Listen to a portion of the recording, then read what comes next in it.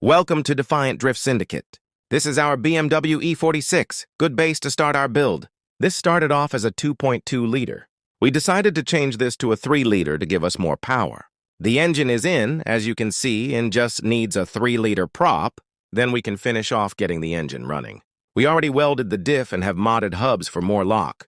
We shall be changing color and the look of this car. Keep your eyes and ears open as we will be letting our followers help decide.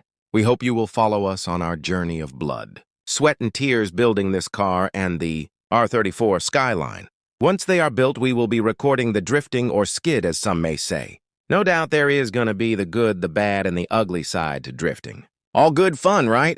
We want to share every moment of our journey with you all.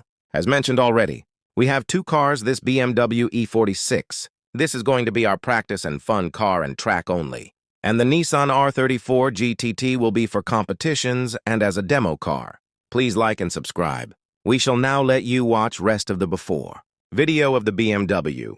Check out our other videos of the R34. Remember to like and subscribe to our channel.